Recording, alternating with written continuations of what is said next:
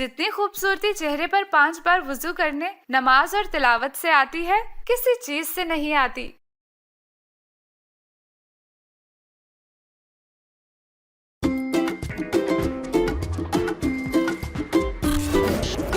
Cartoon prime. وہ گرمیوں کی ایک تپتی دوپہر تھی۔ دفتر سے اس نے چھٹی لی ہوئی تھی کیونکہ گھر کے کچھ ضروری کام نمٹانے تھے۔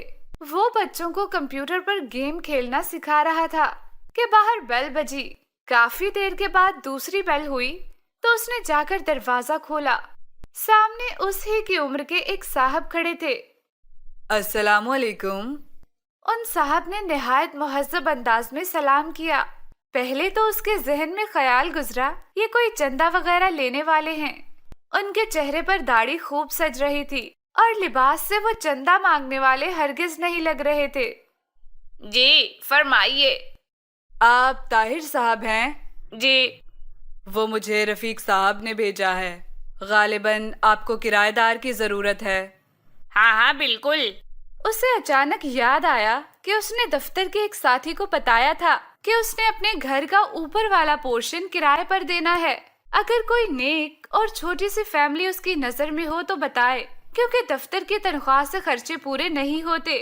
اسے افسوس ہوا کہ اس نے اتنی دھوپ میں کافی دیر اسے باہر کھڑے رکھا۔ خیر، ان صاحب کو 6 ماہ کے لیے مکان کرائے پر چاہیے تھا، کیونکہ اپنا مکان وہ گرا کر دوبارہ تعمیر کروا رہے تھے۔ پھر اس نے ان صاحب کو 3000 کرایہ بتایا، لیکن بات 2000 پر پکی ہو گئی۔ وہ صاحب چلے گئے تو اسے افسوس ہونے لگا کہ کرایہ کچھ کم ہے۔ گو اوپر صرف ایک چھوٹا سا کمرہ، کچن اور باتھ روم تھا۔ اسے اپنی بیوی کا دھڑکا لگا ہوا تھا کہ اسے معلوم ہوگا تو کتنا جھگڑا ہوگا، اور وہی ہوا۔ بقول اس کے 2000 تو صرف بچوں کی فیس ہے۔ اس کی بیوی نے اسے کافی برا بھلا کہا اور وہ چپ چاپ سنتا رہا اور اپنی قسمت کو کوستا رہا۔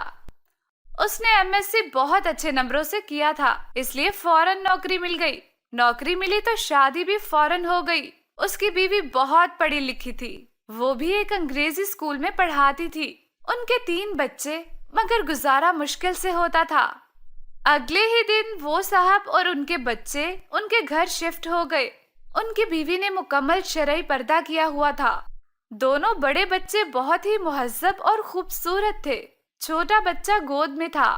کچھ دنوں بعد وہ دفتر سے آیا تو اس کی بیوی نے بتایا کہ اس نے بچوں کو کرایہ دار خاتون سے قرآن مجید پڑھانے کے لیے بھیج دیا ہے۔ اچھا پڑھاتی ہیں۔ ان کے اپنے بچے اتنی خوبصورت تلاوت کرتے ہیں۔ خیر، مزید کچھ دن بعد جب اس نے خود ان کے بیٹے سے تلاوت سنی تو پہلی مرتبہ اس کے دل میں خواہش ابھری کہ کاش ان کے بچے بھی اتنا اچھا قرآن مجید پڑھیں۔ ایک دن وہ باہر جانے لگا تو اپنی بیوی سے اس نے پوچھ ہی لیا کہ وہ پارلر جائے گی تو لیتا چلوں، کیونکہ پہلے تو 2 مہینے میں 3-4 مرتبہ پارلر جاتی تھی اور اس مہینے میں ایک بار بھی نہیں گئی تھی۔ اس کی بیوی نے اس کو جواب دیا کہ پارلر فضول خرچی ہے۔ جتنی خوبصورتی چہرے پر 5 بار وضو کرنے، نماز اور تلاوت سے آتی ہے، کسی چیز سے نہیں آتی۔ اگر زیادہ ضرورت ہو تو گھریلو استعمال کی چیزوں سے ہی چہرے پر نکھار رہتا ہے۔ ایک روز وہ کیبل پر ڈرامہ دیکھ رہا تھا تو اس کے چھوٹے بیٹے نے بغیر پوچھے ٹی وی بند کر دیا اور اس کے پاس آ کر بیٹھ گیا۔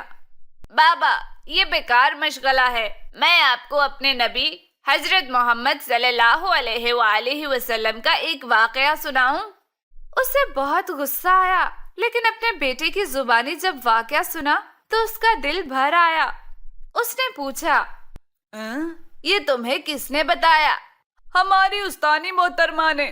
وہ قرآن مجید پڑھانے کے بعد آپ صلی اللہ علیہ وآلہ وسلم اور صحابہ کرام کے متعلق بتاتی ہیں۔ اپنے گھر کی اور بیوی بچوں کی تیزی سے بدلتی حالت دیکھ کر وہ حیران ہو رہا تھا کہ ایک روز بیوی نے کہا کہ کیبل کٹوا دیں، کوئی نہیں دیکھتا اور ویسے بھی فضول خرچی اور اوپر سے گناہ ہے۔ چند روز بعد اس کی بیوی نے شاپنگ پر جانے کو کہا تو وہ بخوشی تیار ہو گیا۔ اس نے کافی دنوں بعد شاپنگ کا کہا تھا، ورنہ پہلے تو آئے دن بازار جانا پڑتا تھا۔ کیا خریدنا ہے؟ برقع خریدنا ہے۔ کیا؟ पहले मैं कितने ही गैर शरई काम करती थी, आपने कभी मजाक नहीं उड़ाया था। अब अच्छा काम करना चाहती हूँ तो आपको मजाक सूझ रहा है। अपनी बीवी की बात सुनकर वो कुछ न बोला। फिर चंद दिन बाद उसकी बीवी ने उसे काफी सारे पैसे दिए और कहा फ्रिज की बाकी कीमत अदा कर दे ताकि मजीद किस्तें ना देनी पड़े। इतने रुपयों की बचत कैसे हो गई? बस हो गई। जब इंसान अल्लाह के बताए हुए अहकाम पर चलने लगे तो बरकत खुद ब खुद हो जाती है। ये भी वो किराएदार खातून ने बताया है। अपनी बीवी की बात सुनकर सुकून तो जैसे उसके अंदर तक फैल गया। उसकी बीवी उससे न कभी लड़ी न शिकायत करती। बच्चों को वो घर में ही पढ़ा देती थी। खुद बच्चों के साथ कुरान मजीद तजवीद से पढ़ना सीख रही थी। वो खुद नमाज पढ़ने लगी थी और बच्चों को सख्ती से नमाज पढ़ने भेजती। फिर इस शख्स को एहसास होने लगा कि निजात का रास्ता यही तो है। पैसा और आराइश सुकून नहीं देता, इत्मीनान तो बस अल्लाह की याद में है। उसे उस दिन 2000 किराया थोड़ा लग रहा था। आज वो सोचता है तो लगता है कि वो तो इतना ज्यादा था कि आज तो उसका घर सुकून से भर गया। कार्टून प्राइम को सब्सक्राइब और शेयर करना मत भूलिए।